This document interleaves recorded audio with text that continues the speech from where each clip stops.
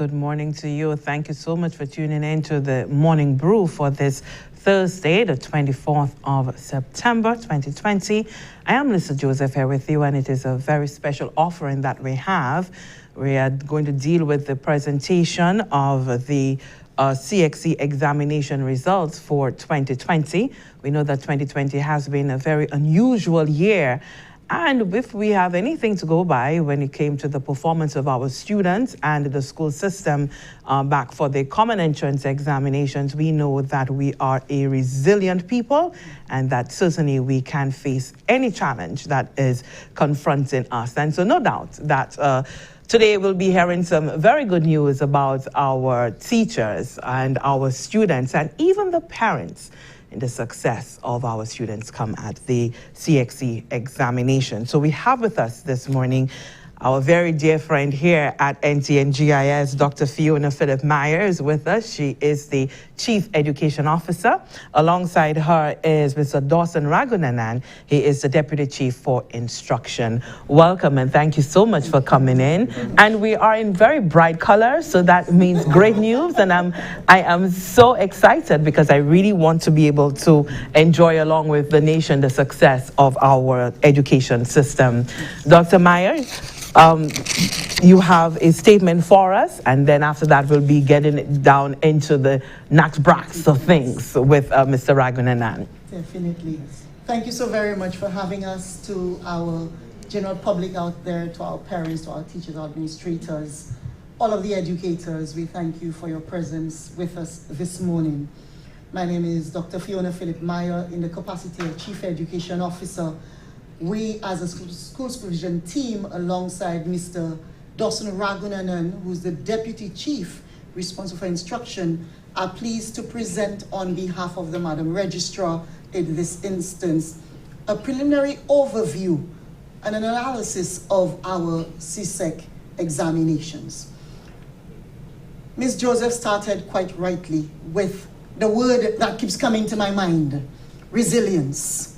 I want to add to that perseverance. I want to add to that teamwork and collaboration and cooperation, because we note that for us to have gotten to this point, to be able to even release the overview and for our students to have received their results as of Tuesday late evening and into Wednesday, it was really a great team effort.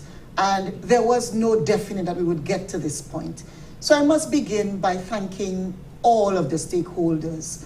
Inevitably, we're not going to mention every single one because they know themselves, but I must single out our ICT team that were part and parcel of a lot of the e-testing that happened, our assessment and evaluation unit, our curriculum officers, our education officers, our counselors who were there to support our children, our administrators, our principals, vice principals, our teachers, and many of our parent volunteers, including the support staff. For CSEC this year, we noted that our students were there much later than they would normally have had in a regular school year. So we had our principals at the schools into August really supporting that effort. So we thank you immensely for that and your teams on the ground. We have our results here for 2,178 secondary school students. But we must also note that our programs, and in particular our NELU program, which is our National Enrichment and Learning Unit, has been helping quite a few private candidates, adult learners, and so we commend you for your efforts. And we say to you that even if you didn't get all the subjects that you would have liked to have had at the one sitting of CSEC, do not despair. NELU is available to continue that and to help you get to where you'd like to be. We have other entities such as CARE that are doing some great work. We have our private candidates that have been able to continue their education. Today, we can celebrate with all of our students the efforts to matriculate into higher education. We didn't take that as a given because we know that it could have gone the other way around, but we were very pleased that at a CARICOM meeting, the decision was taken, and alongside OECS member states, to have the examinations this year. and not to forfeit it as some individuals had even suggested earlier. So this is testimony to us as a people that we decided to move with this as a Caribbean unit, and more so St. Lucia being resolute that our students needed to complete their secondary school education. So let me just continue to thank the teams that have been on the ground, continue to extend our appreciation as leaders of the Schools Provision Unit on behalf of the Department of Education and the leadership team of the Department of Education, as we say well done to our students, but we also reflect upon improvements that needs to be had, and where do we go from there? So for some of our students who aren't as successful as they'd like to be, we say, there are other opportunities for you to improve upon this. In collaboration with Sir Arthur Lewis Community College, we're pleased that our students will be accessing higher education there. That's nationally, we have regional applications, and we have international applications. So we say to our parents, be pleased with your students' efforts, with your children's efforts, but similarly, let's look to be better at what we're doing. So parents, thank you for your trust. Thank you for having allowed us to bring our students back in. We note that you had concerns when our Form 5s came back in, but it really showed that as a people we could have done this, and we did this together. So thank you very much. Mr. Dawson Ragunanan in the Office of the Deputy Chief responsible for instruction will, on behalf of the Registrar of Examinations, go through a more quantitative analysis. We must note this is preliminary based on the information that we've received from our examinations unit. We will give you an overview as to what has happened in St. Lucia. So we're looking at our national context. Thank you so very much again for being with us. We thank all of our members of the team at the Department of Education in particular, as we continue to forge ahead in the best interest of our children, adding value to every single child's life, and in this case, with their results having finished their secondary school education, as well as to our general public and to our adults who continued on the process of their education. I thank you. And thank you so much for that, Dr. Meyer. So, Mr. Ragunanan, Yes. the floor is all yours. We are excitedly awaiting. Thank you very much, Lisa. And let me say good morning to the general public, to everyone who is viewing this morning. Indeed, it's a great opportunity for us as a ministry, because we have come this far in terms of being able to actually administer those exams, and now we have the results. And I think this is a great accomplishment for us. And so this morning we're going to look at the presentation of those results for the 2020 CXC examinations. We'll be looking at the CAPE examinations, we'll be looking at the CSEC and the CCSLC examinations. So these are the three. I'm going to start off by looking at what is called the Caribbean Certificate of Secondary Level Competence. It is the CCSLC. What we have this year, we had 173 candidates from 6 secondary schools writing this examination. We had the Bocard Secondary School, PI Secondary, the St. Lucia Sports Academy, Stanley John Odlum Memorial Secondary, Patricia Grand Riviere Secondary, and the Patricia D. James Secondary School.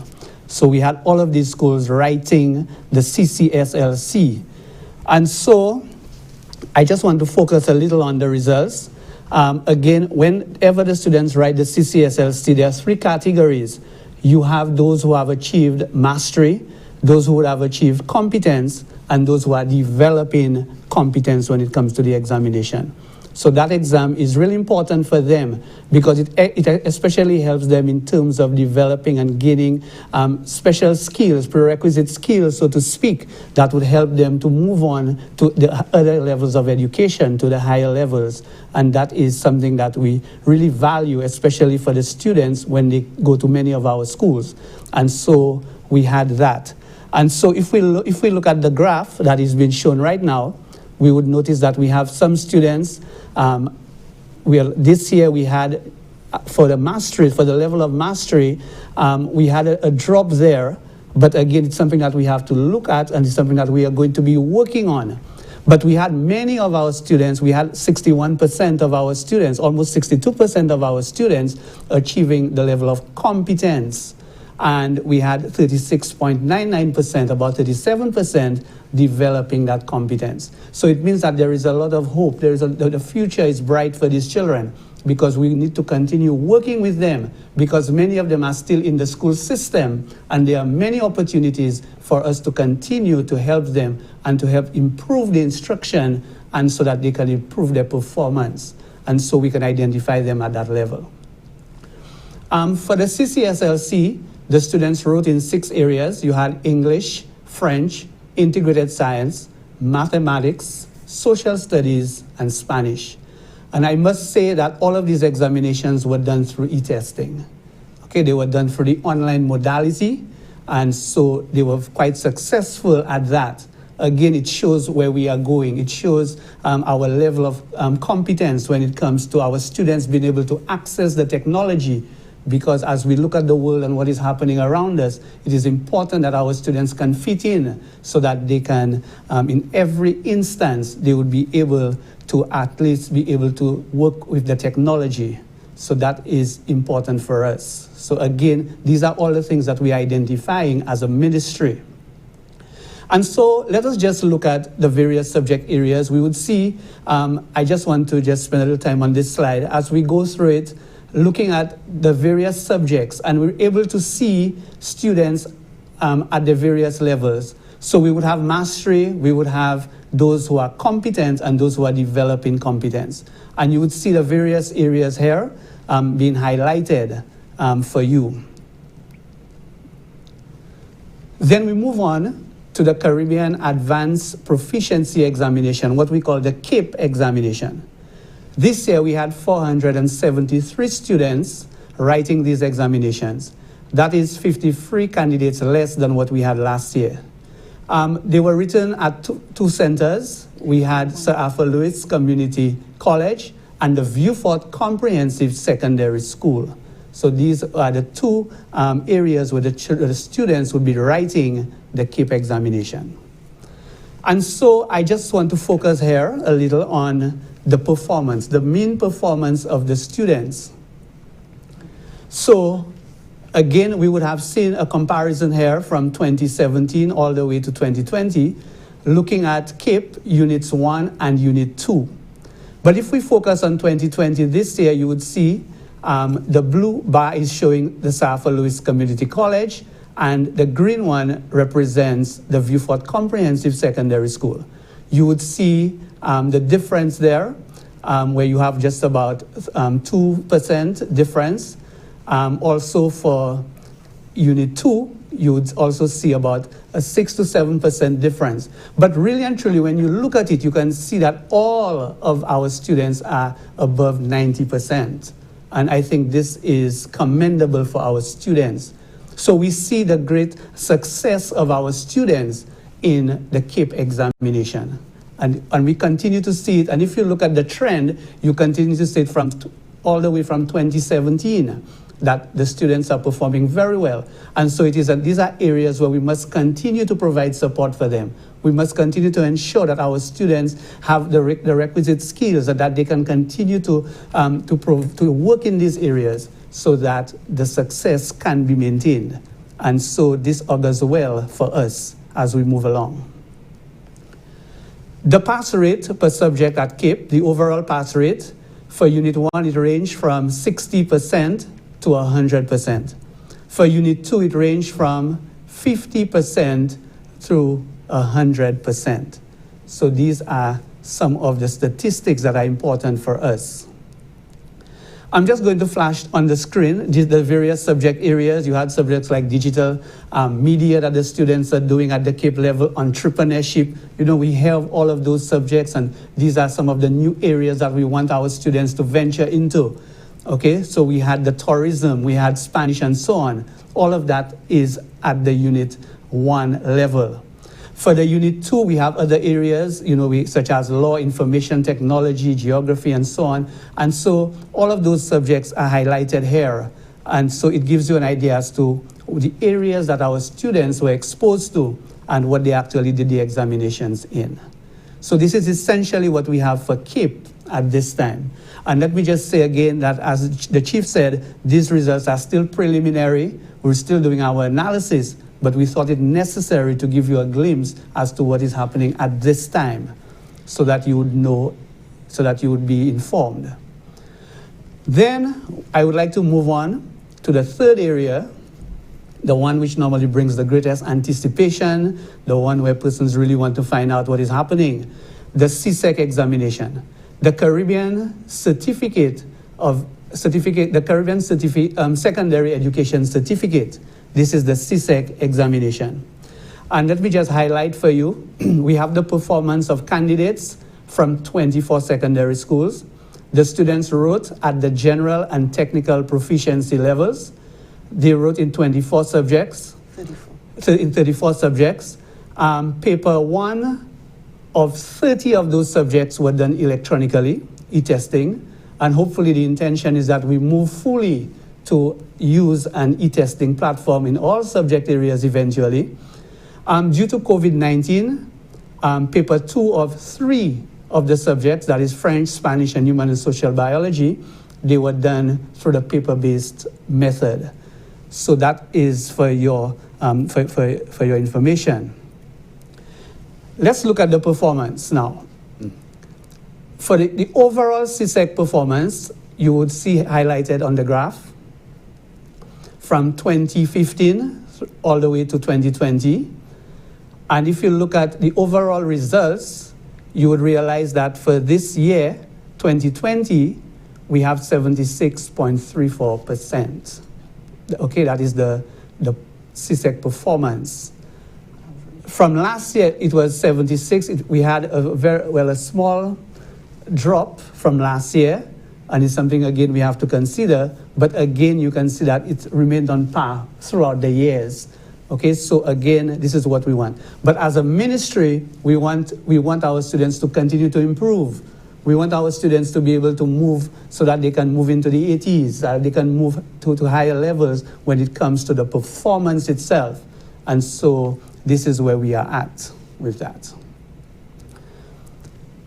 We move on to the quality of the CSEC 2020 grades in terms of percentages, looking at what percentage of students, how they performed. And you would see that 17.1% of students received grade 1s, 28.82% received grade 2s, and 30.36% of students received grade 3s. Okay, so again, this is what the performance looks like in terms of the quality. So it's not just a matter of saying that I have passed this examination, I've gotten a 3, but to what extent? What is the quality of the grades that have been received? And this is what we have at this point in time. Okay, just some information for you. Pass rates for the individual subjects range from 53.37% to 100%. French having the lowest, and industrial technology, mechanical engineering, physical education and sport, religious education having the highest, which was 100% when it came to the pass rate. Industrial technology, it must be noted, mechanical engineering, for the past 6 years, they have received 100% pass rate. So that is something that is commendable. 27 subjects obtained a pass rate of over 70%. Noting that we had 34 subjects, so 27. Exactly. That's right. Noting that we had 34 subjects, and 27 of them obtained a pass rate of over 70%. 16 out of the 34 subjects recorded an increase in performance. Again, these are points where we must understand and we must highlight them and celebrate those accomplishments. Human and social biology recorded the highest percentage increase of 25.99%. That's about 26% increase. 15 subjects recorded a decrease in performance. And again, we are going to look at it. We're going to look at what were some of the factors to see whether we can understand the reason for that, and that we can put measures in place to ensure that there is improvement as we continue throughout. Then I want to just move on to a comparison here. These are two areas that persons always look out for: the performance of students in mathematics and English.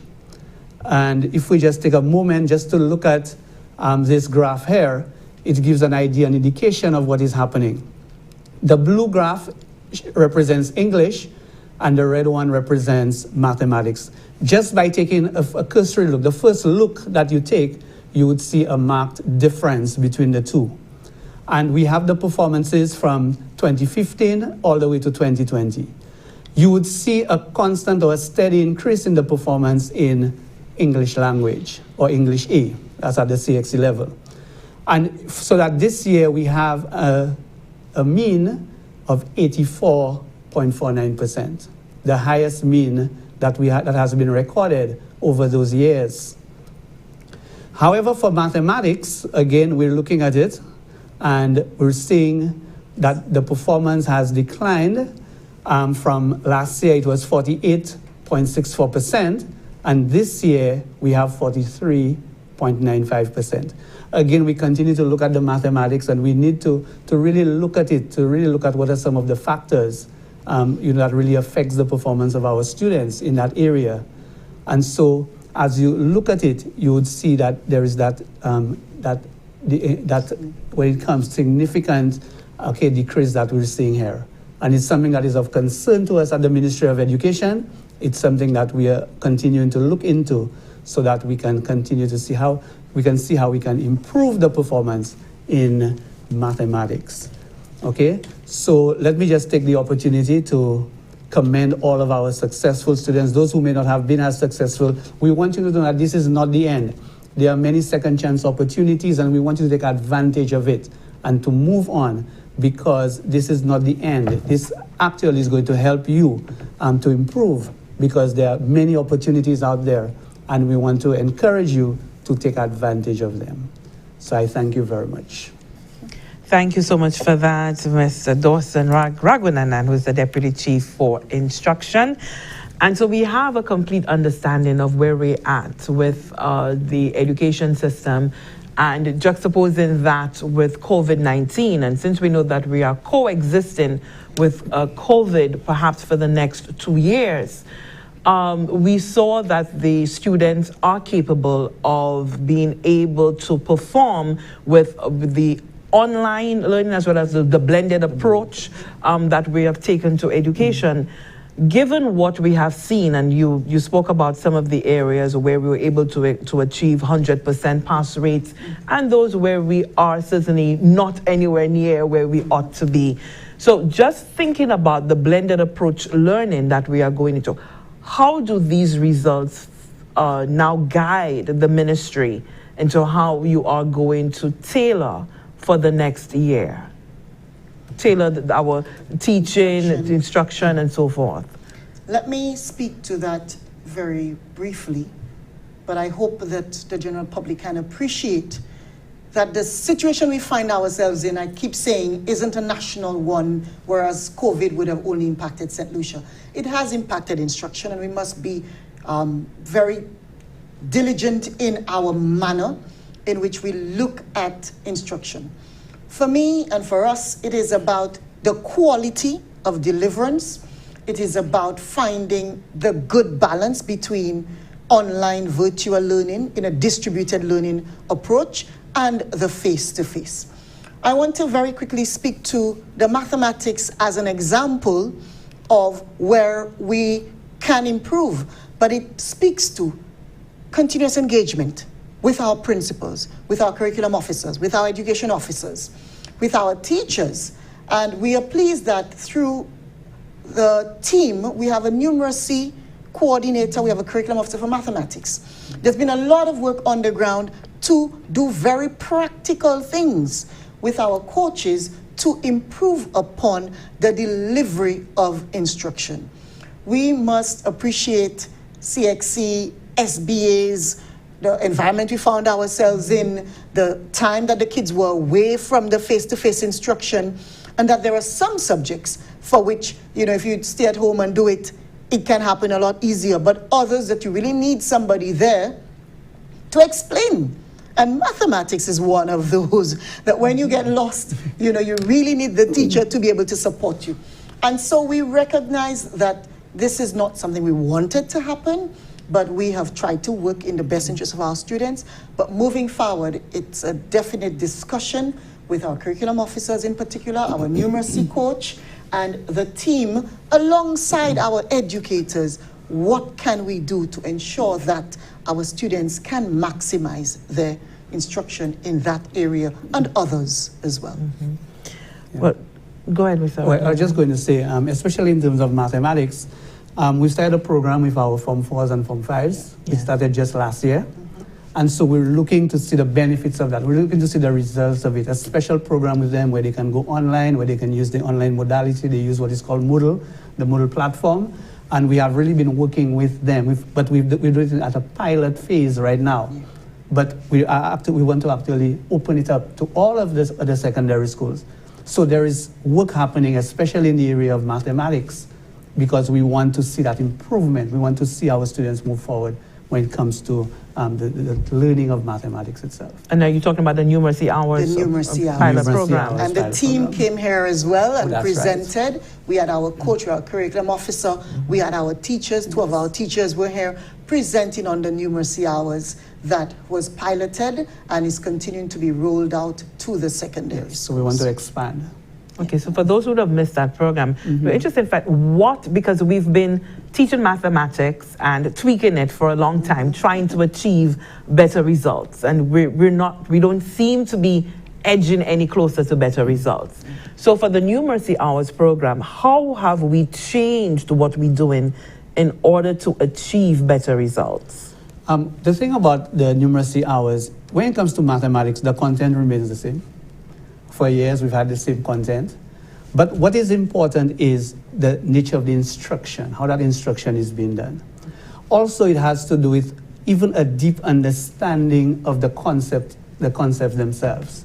That deep understanding, especially for our educators, especially, you may, for example, go to a university and do mathematics, but if you still have not gone into the actual teaching of mathematics, okay, then it really and truly, takes away from, what you can bring into the classroom. So what we want to do is we want to bridge that gap when it comes to our educators. Also, we want to use what is called the professional learning communities model, where teachers begin to work together, where the strength of one teachers can share their strengths so that they would be able to share with others. They will be able to share ideas with one another. And that is that's the kind of thing that we're looking at there. And more than that we now want the students to play a role when it comes to mathematics instruction themselves. Before we would have mathematics, but the teacher would have probably been the authoritarian person in the classroom. And the teacher would be the one disseminating information. But what we really want to do now, and not just for mathematics, but in all of the other areas, is to make the students to be responsible for their own learning. So this in itself gives the student that level of motivation, that kind of motivation that they would need, so that they would be able to really understand and appreciate the subject in itself. And hopefully we can get the results from that. But we need to add on the very practical involvement of the numeracy coach. Yes. We have very competent individuals running that program with us who have been able to engage with teachers at the secondary schools. And these things have been put together with specific lesson plans, with best practice, with video, with tutorials, really to find out. Because we do have very competent mathematics teachers in our systems, but they're at particular schools. So when we look at mathematics performance, we might see where they are, but to really empower all of our teachers and to make sure that the strategies that they're employing are really going to reach the students, because there's generally a fear of mathematics. We don't necessarily only want to focus on mathematics as a subject area, but really give our teachers that skill, the training, and through the use of the coach, individuals that can support them as they go along. So we know when we're doing STEM, we have embraced that. So the performance of the M there, mathematics, how do you see that affecting the other aspects of STEM? Yeah. It's interesting that our sciences are doing pretty well. Yes. Our sciences are doing pretty well. We have schools that have recorded 100% passes year in, year out. And as we say, we are constantly reflective. I think our school supervision team, our education officers, our curriculum officers, we're constantly reflective upon the practice. We note that some programs are new in terms of rolling out, and you are right, Ms. Joseph. We spoke about mathematics, I remember years ago, when, you know, our various ministers or chief education officers would be speaking about mathematics. But for us, it is that all is not lost. We are on the journey to continue, and we must look at where our strengths are, reference our human resource, and how do we best look at. And let me just say, a quick example is that we can have one very good mathematics teacher teach to 2,000 children, teach to 1,000 children. Because with video, you can use that as a resource, and not only the face-to-face, but there are individuals who are so much more competent. And it is to appreciate that all of us aren't good at everything. Yeah. But how best can we pull those resources together so that that one teacher who's very good at one thing, another teacher who's very good at something else, we can use those videos in a very practical manner to reach a child. Even if the child attends the Binfield Secondary School, it could be a teacher from the Cicero Secondary School who's competent at this, who can make a video that can be shared. So we need to really pool resources together, have a database with good lesson plans, and not be, very, concerned about our own students, but really wanting to push out. So that's really something we're looking, and we have started collecting data on it, collecting videos, collecting, similar to what's going on YouTube. Yeah. We can go on YouTube now to how to do, and international people are training us how to do, but our own people, they can show us how to do because they're competent in that area. And it doesn't mean that our mathematics teachers aren't competent, but we cannot always be competent at everything. But we know where our strengths are, and how best can we use those strengths to push out to our other students. I see that as being very useful. So you have other professionals who are out there in the field who can come to this platform, forum, and share. We have someone online who is saying that the math results have been poor for many years, but not much has been done practically, such as hands-on monitoring, professional supervision, and more practice. I think we can appreciate that and agree to the fact that the math results have been poor. Yes, there is no contention there for us. But we disagree with that not much has been done because we are on the ground. We will always speak to the general public as, there is work to be done. And like we say, we have to use the technology to reach our children. These are mediums that they use, but the face-to-face and the interaction with competent individuals who, by their support, can say, yes, you're on the right track. Yes, you've done well. Let's improve upon this, is something that we're constantly working with, and we will continue to work with our various stakeholders. I think I agree with the individual practice, because I remember a time when the English, we were seeing sliding a performance, a decline there with the English language. And there was such an outrage. And one of the sticking points for the public, not just within the education system, but the wider public, was practice speaking the correct English. And so that was being drummed all the time. And so young people were now being corrected at every turn. Every time they would say a kia, and it was what? No, car. And so I remember that. And so there was this national consciousness for people to begin to practice speaking the English language. So perhaps we need to get to that sort of approach for mathematics. Let's speak to that then, Ms. Joseph. We need to look at mathematics in a very practical and everyday skill. We think of it as trigonometry and metrics and measurement. But it is that finding those connections with everyday experiences. So family going to school, we can have our children count the yellow cars. We can have our children look for the number of passengers in the vehicle. We can look at the speedometer and speak to what's happening there.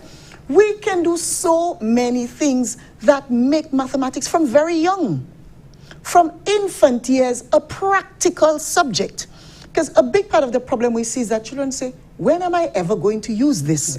Of what significance is this to me? But then when you can put the connection between problem solving that you see on the board and actually going to the market and buying 4 oranges at $5 and seeing, is that really fair?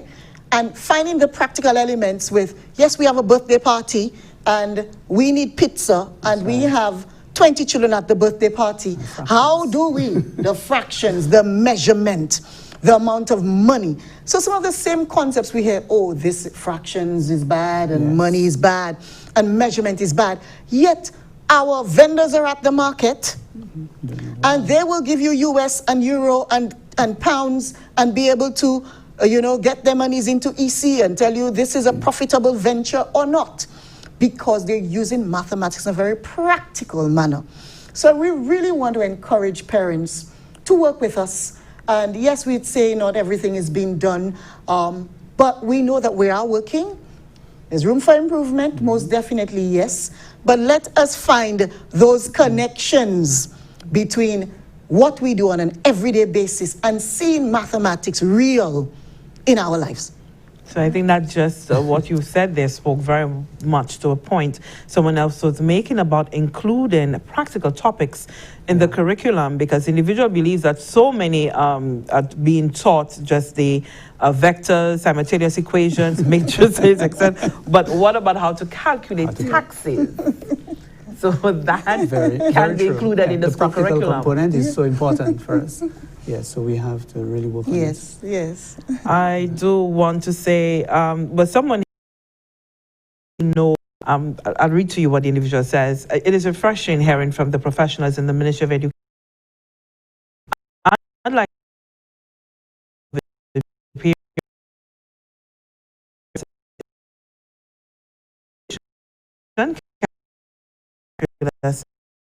you have any such plan?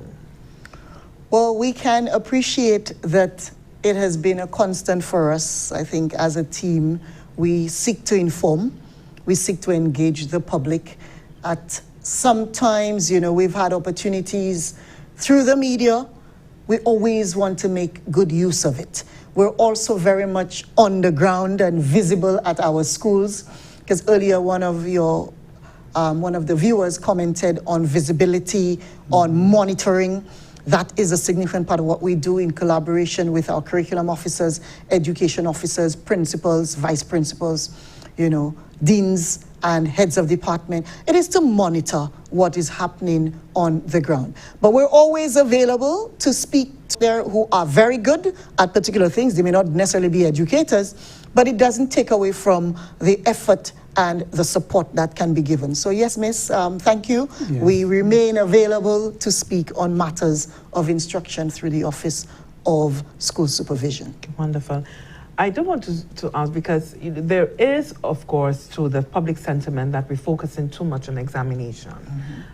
We are transitioning into the sort of suspension, abandonment, if you will, of the common entrance examination shortly. How do we see the CXE examination results now impacting that process? Are we using that in any way to inform how we are going to sort of retrain, rethink, retool that process of transitioning? Yeah. Let me just say, one of the things that we're changing, as you said, and you spoke to it, the fact that we're moving away from the common entrance examination, we're moving to what is called the Caribbean Primary Exit Assessment.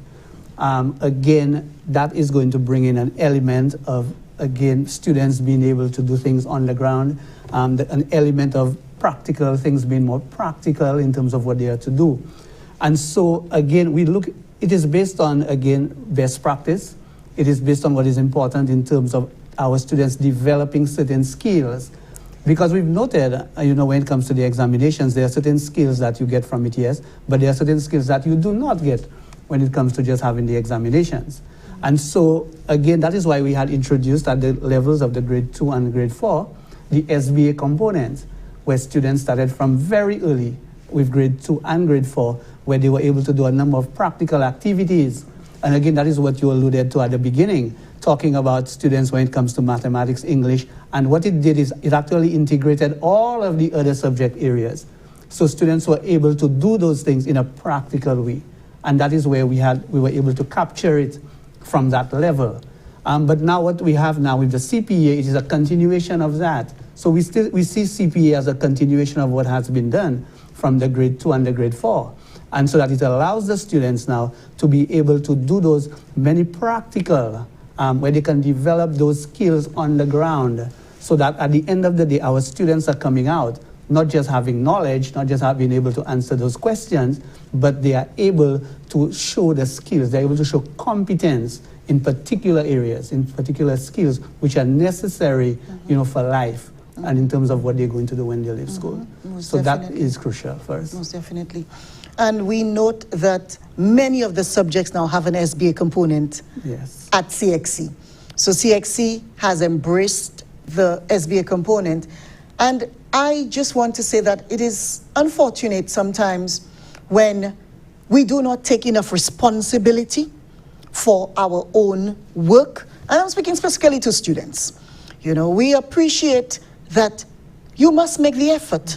The SBA cannot be left for the final bit, and at March of the academic year we're rushing to complete an SBA.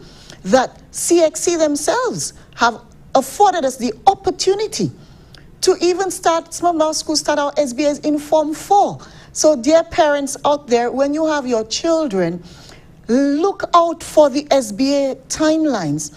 Work with your schools, because a big part of the results speak to the SBA. And we have time to do it. Why are some of our children rushing to the end?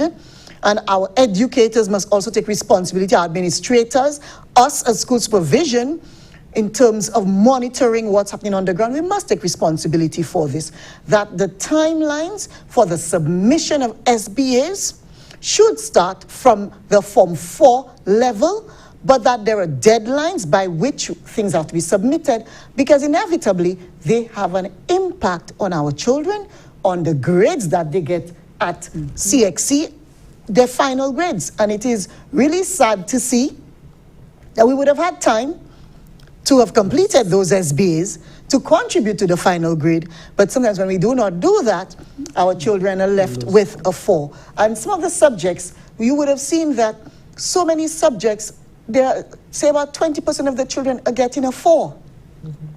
And a 4 is not a pass, but a 3 is.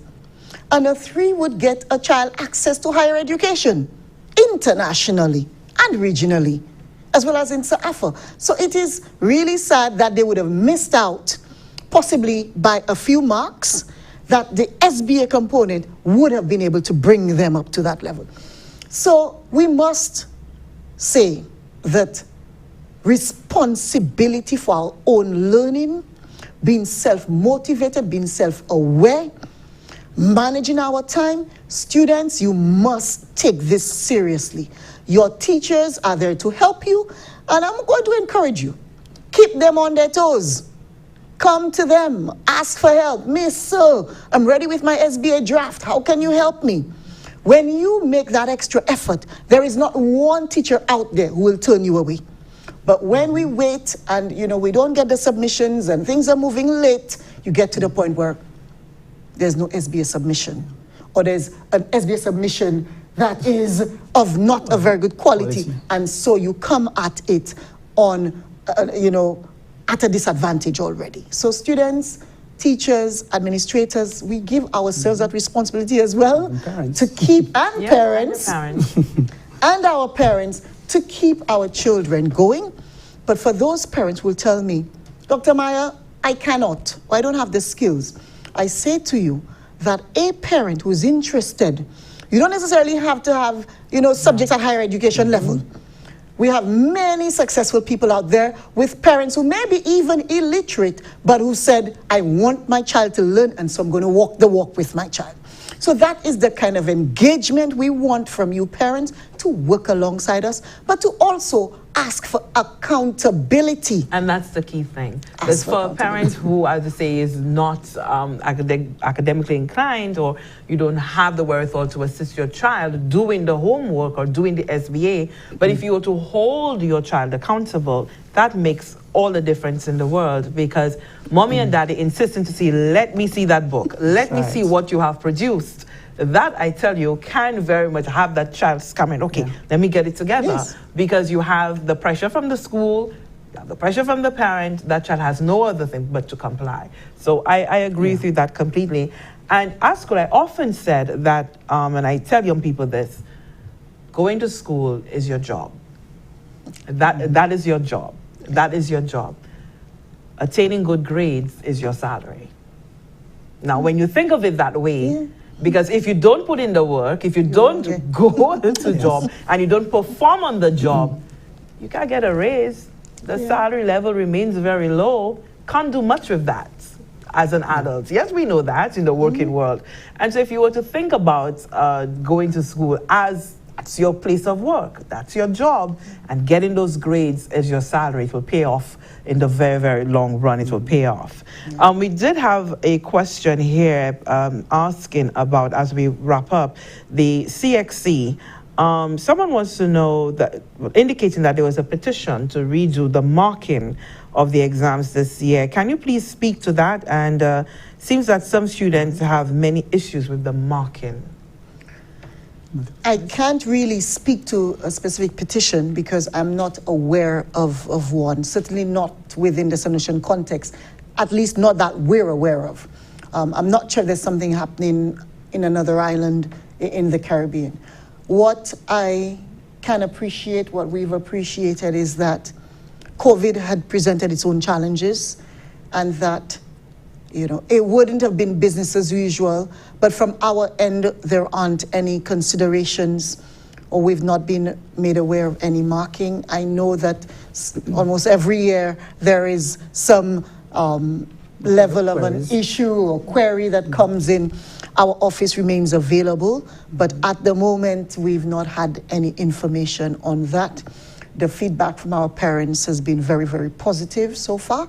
And so we just want to encourage our students to make good on their results, access to AFA, access other local universities, access regional universities, and to wish them well, even if they go international, within this period, to be safe. But we're not aware, and from our end, there hasn't been any. All right. Thank you so much for that. Thank you for your posting your views there and questions online as well. To get some parting words, Mr. Ragunanan. Oh, just to say that I want to encourage our students again, take advantage of every opportunity that you have. Now that you have received your results, it's an opportunity for persons to continue to improve. For those who probably were not as successful as they wanted, we want to encourage you to find those opportunities that are there, especially the second chance institutions, especially those avenues that are out there.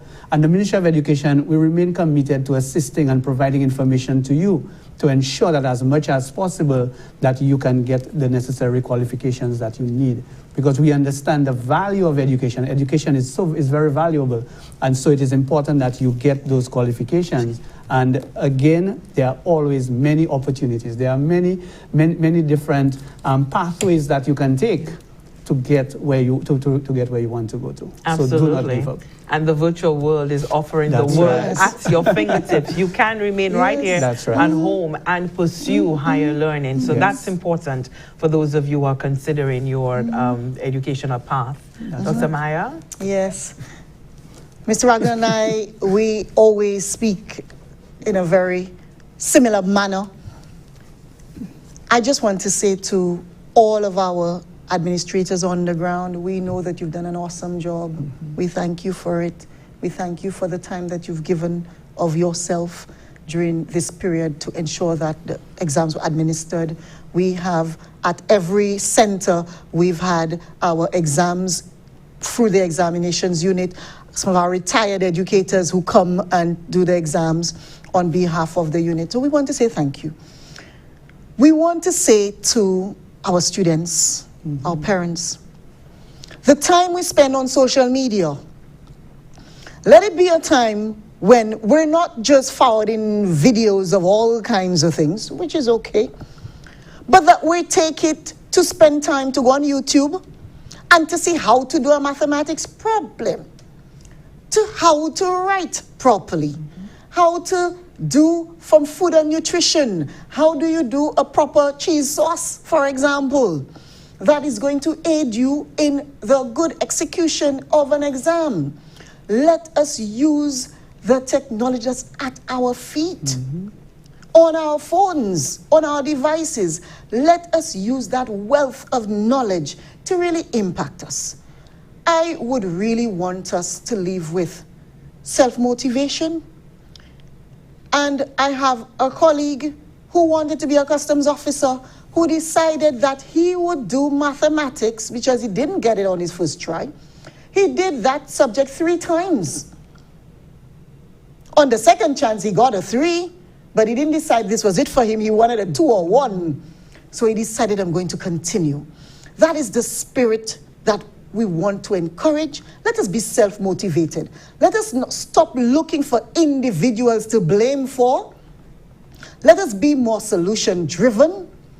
Let us appreciate that we are as smart as they come. The experts are right here in Central, they're not elsewhere. But the resources are available to us. Let us make use of it. Our teachers on the ground, I know that you've been working hard. We thank you. We want to applaud you. And so we say together, the home, the school, the student body, the Department of Education with all its various teams and units remain committed to helping. So on behalf of the Registrar of Examinations, in the person of Ms. Carmelita Matthew, Mr. Dawson Ragunanan, responsible for instruction as Deputy Chief, and myself, in conjunction with the leadership of the Department of Education, Innovation, and Gender Relations, we thank you for everything that you've done. We extend our gratitude most definitely, and we continue to say that together we can improve everything, but it must be a collaboration moving forward and our own sense of responsibility towards the task at hand, and each of us playing our individual parts. So thank you again, everyone. Thank you to the general public for having viewed, and we remain available should you need to ask us any questions. We will continue to support the process of educating our children and educating our nation. I thank you. Thank you so much for that. So we've been speaking there with Mr. Dawson Ragunanan, who is the Deputy Chief for Instruction in the Ministry of Education, and Dr. Fiona Philip-Meyer, who is the Chief Education Officer. Overview there of the CSEC examination results for 2020. And so, yes, in the midst, there were some mixed results there, but overall, a very good show for our students and teachers for 2020, given all of the challenges. In the coming days, we will be presenting you, of course, with representatives from NELU and CARE. We did hear about the alternative pathway. These are 2 institutions that can present that to you and offer that to you. So be sure that NT and GIS will be presenting you with those representatives to discuss those other avenues. All left for me to say is thank you very much. Thank you so much for watching. We do hope that you will return to our YouTube page, our Facebook page. You can review the results for yourself. I'm Melissa Joseph, sitting in for Jesse Leos. See you next time on The Morning Brew.